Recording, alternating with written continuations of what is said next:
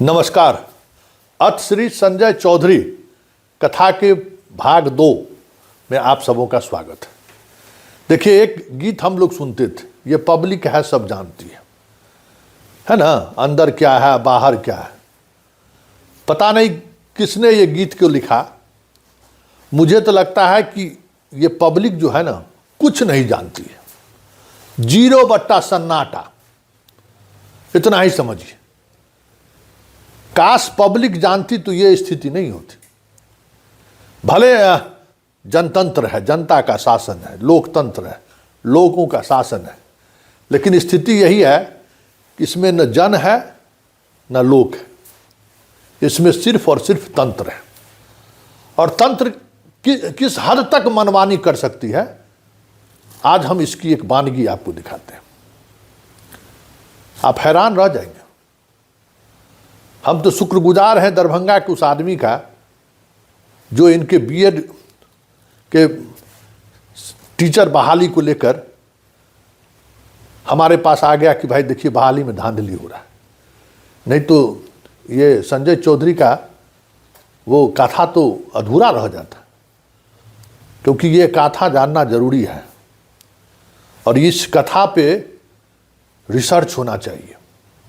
इस कथा पर पीएचडी होनी चाहिए कि आने वाले पीढ़ी को ये समझ में आए कि राजभवन, जिसको कितनी बड़ी ताकत दी गई है, कितनी पवित्रता के साथ संविधान ने उनको सम्मान दिया है कि पद पर रहते हुए उन पर कोई मुकदमा नहीं हो सकता। उनके बारे में जब कभी भी चर्चा होगी तो माननीय कहा जाएगा।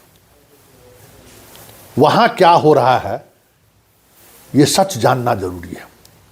और संजय चौधरी जैसा आदमी उस लोकतंत्र की कह सकते हैं कि जिनको जिम्मेवारी है लोकतंत्र को संभाल कर रखने की, राजभवन को, अब लोक भवन वो हो गया, वहां किस तरीके से ऐसे ऐसे लोगों को संरक्षण दिया जा रहा है, हैरान करने वाली बात है। हैरान रह जाएंगे। मैं भी सपने में नहीं सोचा था। तो पहले जरा अथ श्री संजय चौधरी जी कथा 2 में जरा इसकी एक वानगी देखिए, जरा इस पत्र को गौर से देखिए। देखिए, प्रिंसिपल तो ये बने बिना डिग्री के, उसके बाद अचानक इनको प्रोफेसर भी बना दिया गया। प्रोफेसर बनाने की कोई प्रक्रिया होगी ना, कोई प्रक्रिया नहीं। और आजकल हो क्या गया है, वाइस चांसलर सब अपना जेल जाने से बचने के लिए कुछ भी करेगा तो सिंडिकेट के हवाले से निर्णय ले लेगा। सिंडिकेट का निर्णय है। अरे भाई, सिंडिकेट का निर्णय ही आम को लीची कर देगा थोड़ी होगा। इस महाशय को प्रोफेसर बना दिया। भाई, रीडर, एसोसिएट, प्रोफेसर बनाने की प्रक्रिया है ना, उसका एक अपना उस कमिटी है, किस तरीके से उसको प्रोफेसर बनाना है। इस लेटर को गौर से देखिए। इनोमिनियसली, मतलब विवेकापूर्ण अपने हम खुद कर लिए ये निर्णय कि भाई इनको प्रोफेसर बना देना, एक वाइस चांसलर इनको प्रोफेसर बना दिया। और इस मामले में हाई कोर्ट में सुनवाई हुई और हाई कोर्ट में जेपी विश्वविद्यालय के कुलपति ने लिख कर दिया, देखिए पत्र, कि ये जो 20 प्रिंसिपल की बहाली हुई है उसमें एक ये भी है बिना डिग्री वाला, इसकी बहाली अवैध है। और आप समझ जाइए, इसलिए एक राजभवन जिन्हें संविधान ने लोकतंत्र को बचाए रखने की जिम्मेवारी दी है,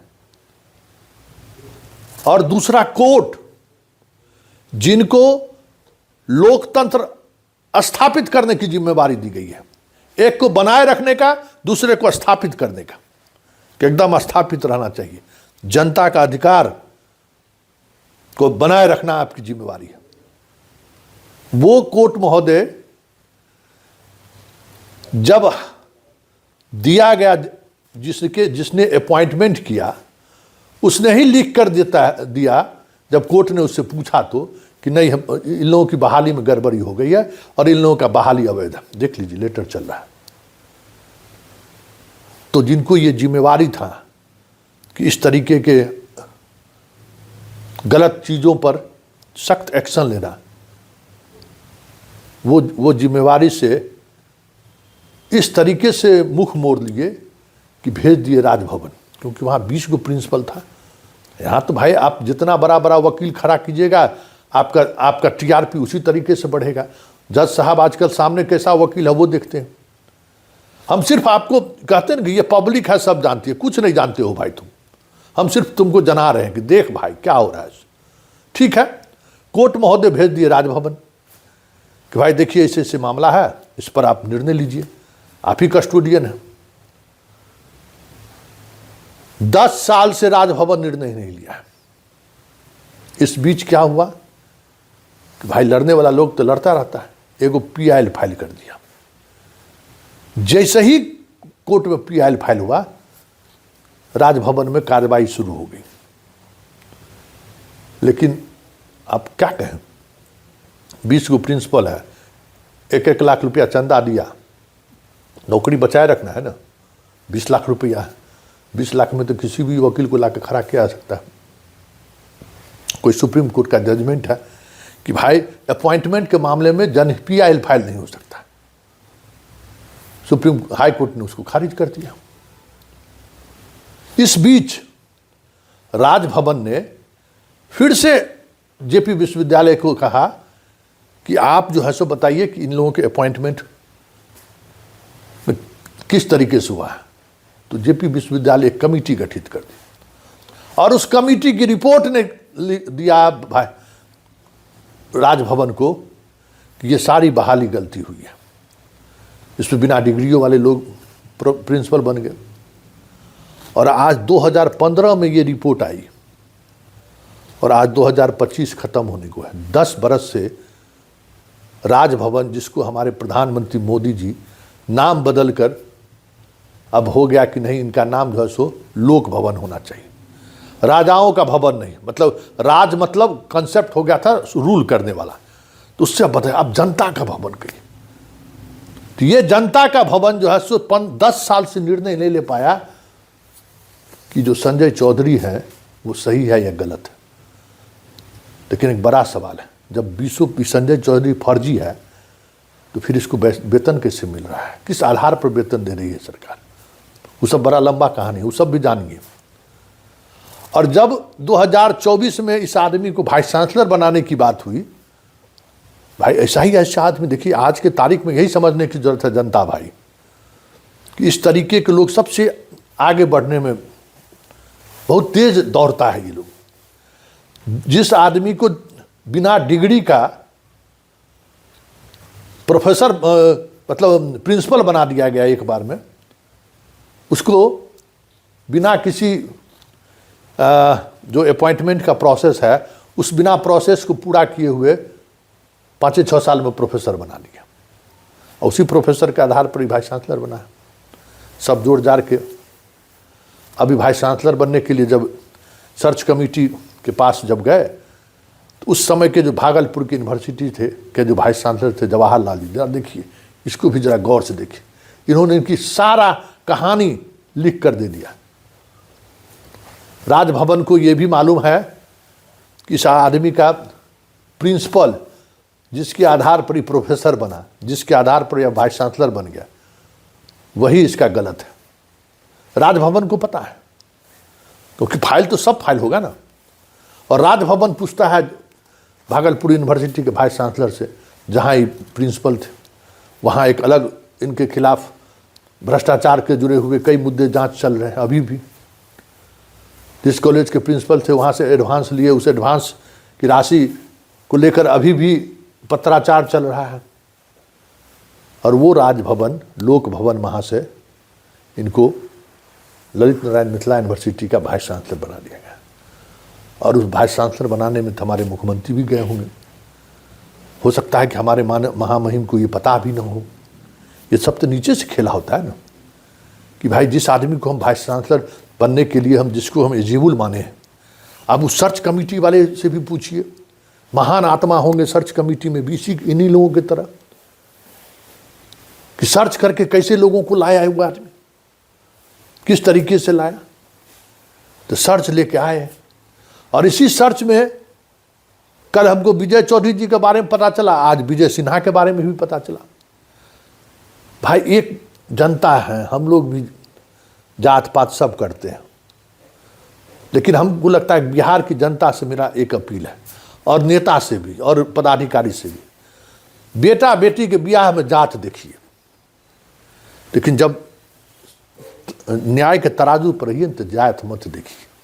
बिहार प्रॉब्लम में यही है फंसा हुआ कि हमको अपना आदमी बनाने के चक्कर में हम लोग जो है ना, अपना आदमी को मदद करने के चक्कर में, अपना जात को मदद करने के चक्कर में हम लोग सारी सीमाएं तोड़ देते हैं। सब नियम कानून कुछ भी हो नहीं देखते। जात देखिए ना, क्यों नहीं, जात सत्य है, लेकिन बाल बच्चा का शादी में अगर देख सकते हैं तो देखिए।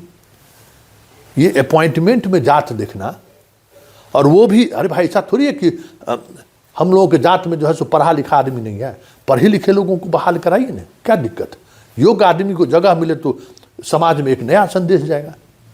और सवाल है कि जिस समाज में आप ऐसे लोगों को आप माननीय बना रहे हैं, उस समाज में आपका भी तो चेहरा है। और आज हम पब्लिक के बीच ये चीज बता रहे हैं कि भाई इस तरीके की चर्चा है, बताइए। यही चीज समझने की जरूरत है श्रीमान। हम सब लोग इसी धर्रे पर चल बैठे। हम जिस पॉलिटिकल पार्टी को पहले वोट देते थे, उसके लिए 5 साल हम लठैती नहीं करते थे, 4 बरस 11 महीना उससे हम सवाल करते थे। आज क्या हो गया है, जात की तरह हम लोग पॉलिटिकल पार्टी का भी लठित हो गए। समस्या यही है। ये वाइस चांसलर या इस तरीके का जो गलत तरीके से बहाल प्रोफेसर, प्रिंसिपल और वाइस चांसलर बना है, वो किसका नुकसान पहुंचा रहा है।